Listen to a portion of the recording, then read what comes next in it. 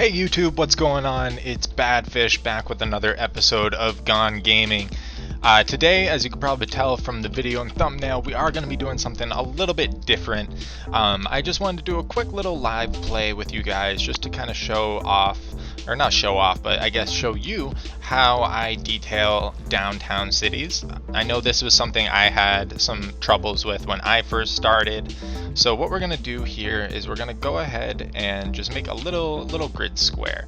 Let's make it a rectangle, a little bit different, right?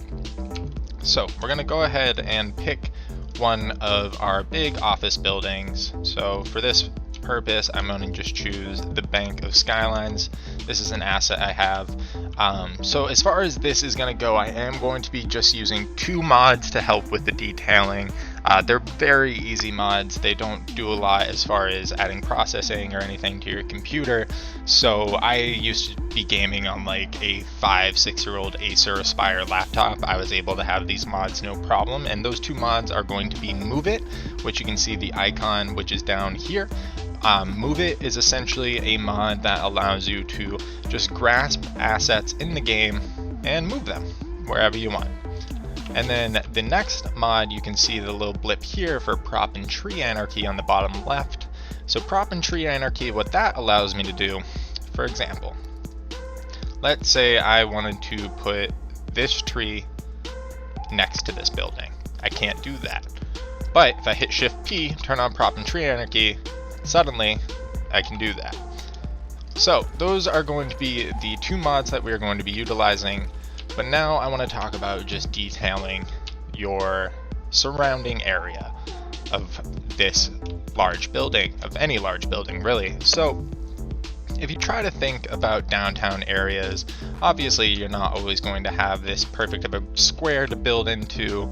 It might be different, but you can add in a lot of these processes for any part of any build that you're doing. If you checked out my latest video with Pedro, I edited a few different downtown buildings that had really wonky spaces to detail, so you can definitely check that out to get some inspiration there. But as far as my detailing process, I like to start at the ground and then work my way up more or less. So what we're going to do is just go ahead and paint in the ground with concrete. It's downtown, so there's going to be a lot of concrete around. Boom. So now we got a nice little base to work out of. Next thing, I want to start thinking about any kind of greenery if that's what I want. So I typically go in and I will find a prop for like a planter or something. I have these all downloaded off the workshop. I guess I am using 3 mods because this is a mod called Find It that allows you to find different props. But even in the base game, if you have different little planters and things like that, I believe there is a few, or at least boxes of flowers, things like that you can place down. Just helps add a good amount to the city. So what we're going to do is we're actually going to use these large planters here just to add a little bit of greenery. Now I don't want to clip into the sidewalk, so try to remember where the sidewalk is. It usually just goes about a unit out, so I try to leave that little bit of space. And then we'll go ahead and just pop in a few of these here. Cool. Now I'm not using line tool or anything because I did want to just show this with as few mods as possible, just to show what you can achieve if you do that. So that's great. Those are some good floor assets. Then we of course got the entrance right here. I want to put one right in the entrance if I can. Now again, I don't want to go into here, so this is where Prop and Tree Anarchy comes in handy because I can hide it a little bit further into the building, but it looks like that's just where that starts. So cool, we got those down. I'm pretty happy with them. We are going to use Move It just real quick to pull this guy down so it's a little more matched up with the guys on the other side. Move this one up a little bit, up a little bit. Awesome. Then I'm going to go look at some of my decals. So for the decals, you do get some decals in the base game. I believe they're just housed right in your landscaping and disasters toolbar. I'm just going to use one of the ones that I have off of here. We're going to go ahead and try to line that up with that side of that building. See, you can kind of see this line right here where the glass ends and the wall starts. I want it to match up with that.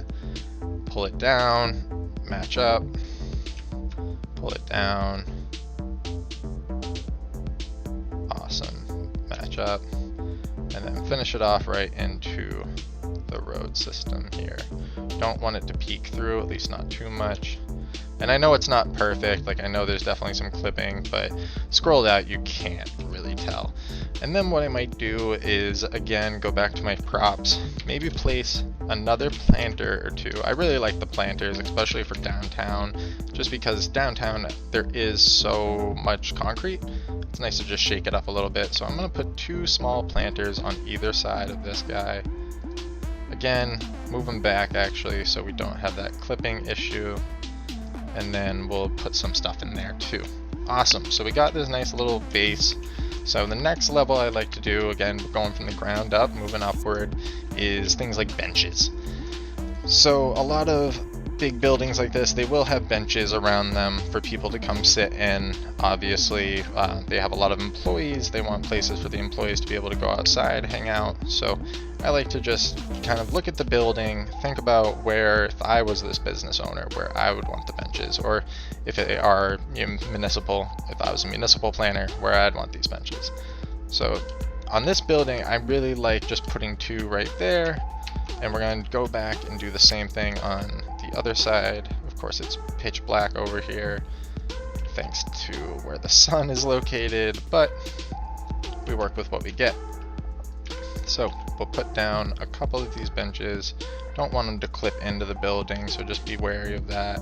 And again, this wouldn't be possible without prop and tree anarchy, so that is definitely a necessity. And then I always like putting just a little trash can. I try to do, like, these black ones are nice, and pop them right in between the benches so people have a place to throw away their trash. And then if I really wanted to, I have this little trash pile, because let's be real, people throw trash into the bins all the time, or around the bins I should say. I'm only gonna do it on one of them. Maybe this one just got knocked over or something. Cool. And so we could place more decals before we move up to the next level of things. I'm not really sure if I want to right here, but you could do like some damage like that, maybe around where people congregate. That's usually where I try to put the damage. Or I have these nice, actually, you know what we could use is these stains. So that just makes it look more scuffed up. I like this one a lot. Maybe the rain, you know, it falls down straight from the building and goes in here and creates these water spots, who knows. So you can just kind of paint those around, make them, I like to flip them around a little bit, and it just adds, again, an extra little layer of detail to everything. Now back here, we are just going to add that tile again, just to keep things consistent. I don't know if we will have the, yeah, let's go with that one. I don't know if we're gonna put a planter on this side just because of how much room it would take up, and there would be a lot of clipping of the sidewalk, or at least not a planter of the size that we've been using. Maybe a smaller one, or just maybe one of the circle ones. So I just try to line it up to the road as best as I can. Again, like, it doesn't look great zoomed in because of that clipping right there, but you zoom out, you really won't even notice. So let's put just one more prop down. Let's put another planter. Again, just have that green juxtaposition to everything. Put it right there. So we got a pretty good layout now. So now let's go ahead and plop down some trees. I'm just going to use some custom trees just because I like them better. I think they're prettier. So this one's nice. It's like a leafy oak tree. Put a couple of these down. That looks great. I only want the leafy oaks. Oh, that is too big. Let's put this one. Yeah, that looks nice. And then we'll do the tended trees. These big planters, they're usually great for like 3 in a row like that.